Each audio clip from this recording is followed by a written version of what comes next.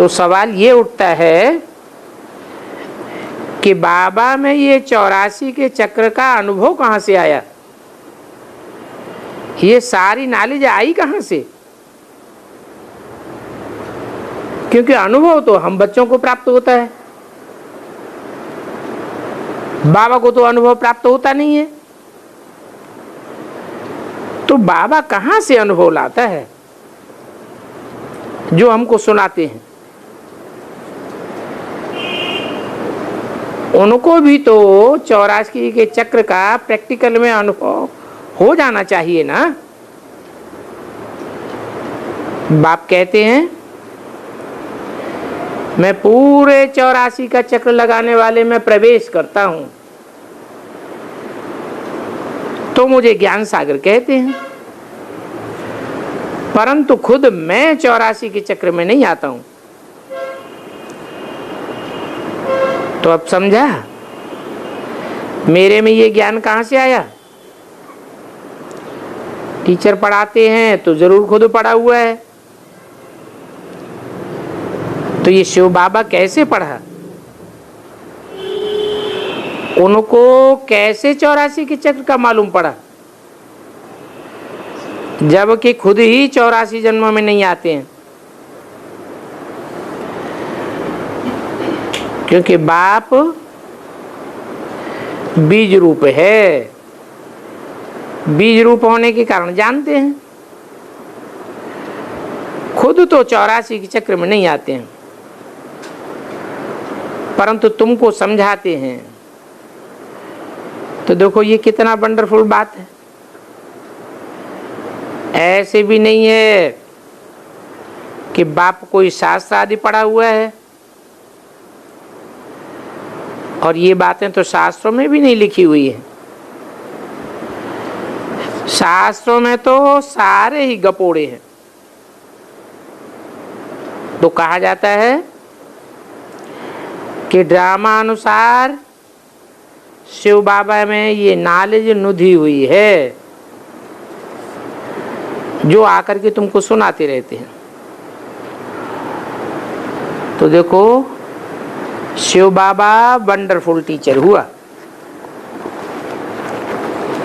Wonder खाना चाहिए,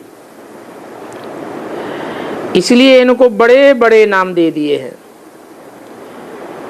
ईश्वर, प्रभु, अंतर्यामी आदि आदि कितने नाम दिए हैं।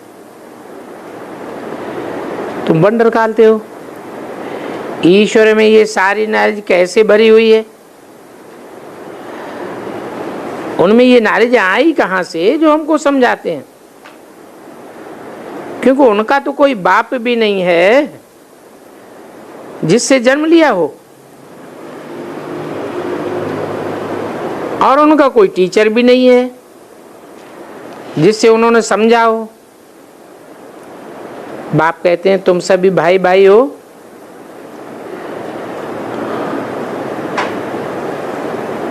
वो एक कैसे तुम्हारा निमित्त बाप बना हुआ है, अभी तुम जान गए हो कि वो बीज रूप है।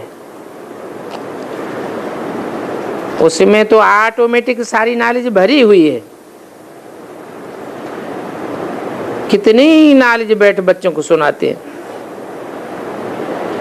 कहते हैं 84 जन्म मैं नहीं लेता हूं, तुम लेते हो। तो जरूर प्रश्न उठेगा बाबा आपको मालूम कैसे पड़ा?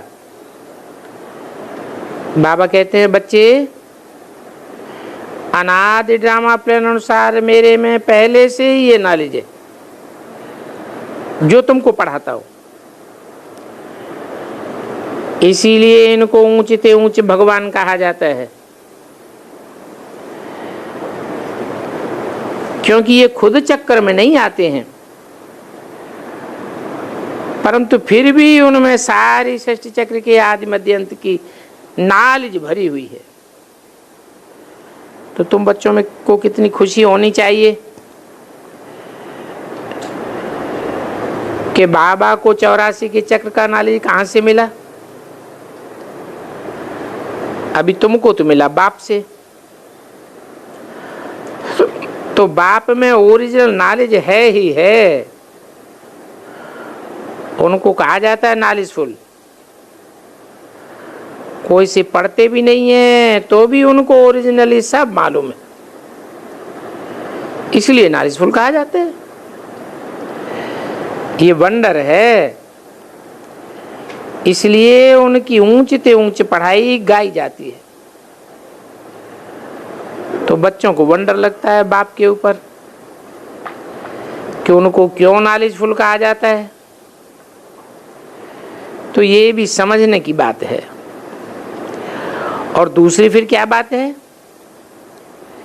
ये चित्र जो तुम दिखाते हो, तो कोई पूछेंगे ब्रह्मा में भी अपनी आत्मा होगी, और ये जो लक्ष्मी नारायण बनते हैं उनमें भी अपनी आत्मा होगी।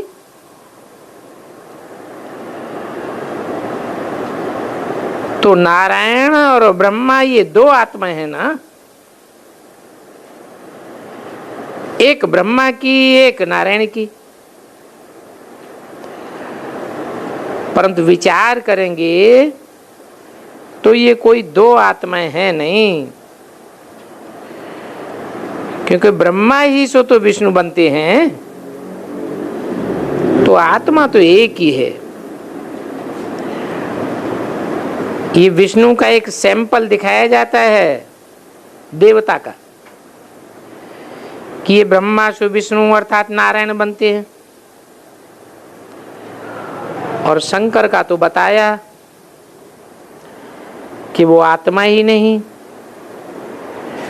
शरीर है, और शरीर भी है ही नहीं, तो फिर आत्मा भी हो नहीं सकती।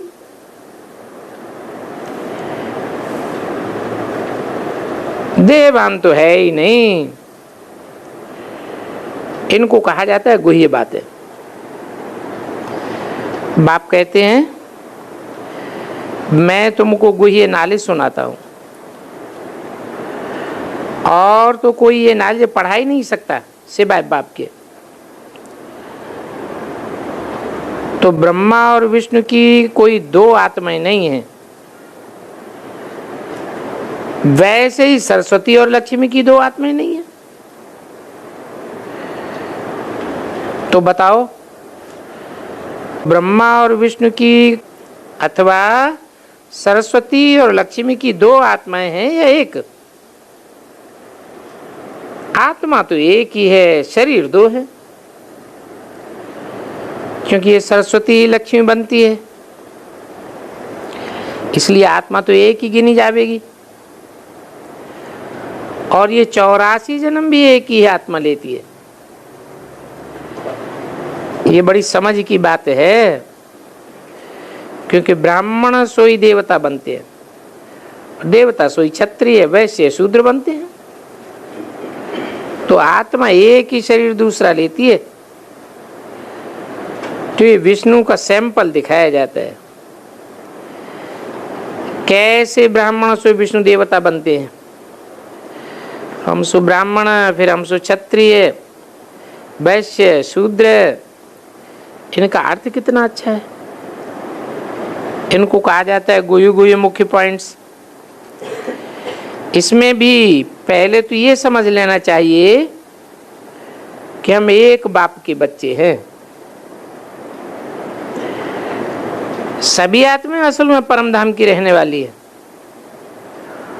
और वहां से यहाँ इस दुनिया में आती हैं पार्ट बजाने, खेल करने। ये खेल है। बाप तुमको इस खेल का समाचार बैठ सुनाते हैं, और बाप तो इस खेल को, बाप इससे खेल को ओरिजिनली जानते हैं। उनको इस खेल के बारे में कोई ने सिखाया नहीं है। इस 84 के चक्र को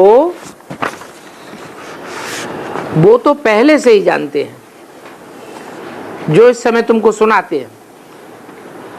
फिर तुम तो भूल जाते हो, क्योंकि जन्म मरण के चक्र में आते हो, और वो तो जन्म मरण के चक्र में आते ही नहीं, तो भूलते भी नहीं। 4/11/68 की वाणी का दूसरा पेज। फिर बताओ, तुम जो नॉलेज बाप से सुनते हो और फिर भूल जाते हो, फिर उनका शास्त्र कैसे बन सकता है?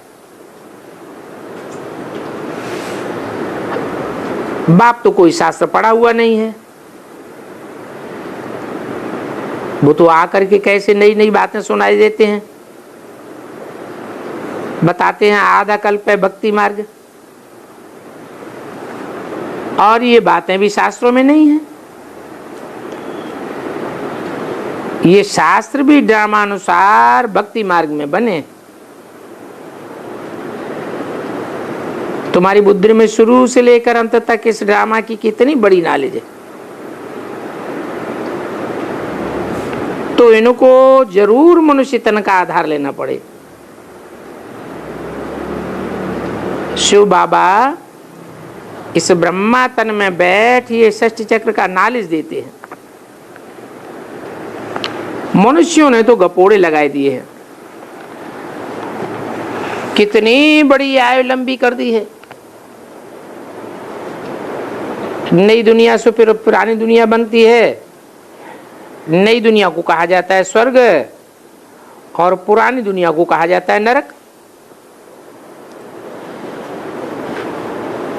ऐसे क्यों? क्योंकि स्वस्थिति से बनता है स्वर्ग, और बाप तो सदैव स्वस्थिति में रहने वाला है, तो वो तुम बच्चों के द्वारा स्वर्ग की स्थापना कराता है। द्वापर युग से मनुष्यों की सृष्टि कही जाती है। मन चलायमान हो जाता है, मननात् मनुष्य कहा जाता है। मनन चिंतन मंथन करने वाले को मनुष्य कहते हैं। तो मनुष्य जिसे नर कहा जाता है वो नरक बनाता है। तो देखो, दुनिया तो एक ही है, परंतु बनाने वाले के ऊपर आधार है। राम बाप आकर के स्वर्ग बनाते हैं और रावण आके नरक बनाए देते हैं। नई दुनिया में सतयुग में रहते हैं देवी देवताएं, वहां अपरम अपार सुख हैं, वहां सारी सृष्टि ही नई हो जाती है। सतो प्रधान 5 तत्व भी सतो प्रधान हो जाते हैं। अभी इस दुनिया को देखो, पुरानी दुनिया कहा जाता है। नाम भी है आयरन एज, ओल्ड वर्ल्ड। जैसे पुरानी दिल्ली और नई दिल्ली कहा जाता है। तो बाप समझाते हैं, मीठी मीठी बच्चों, नई दुनिया में फिर नई दिल्ली होगी। वो तो पुरानी दुनिया में ही नई दिल्ली कह देते हैं। अब इसको नई दिल्ली कैसे कहेंगे?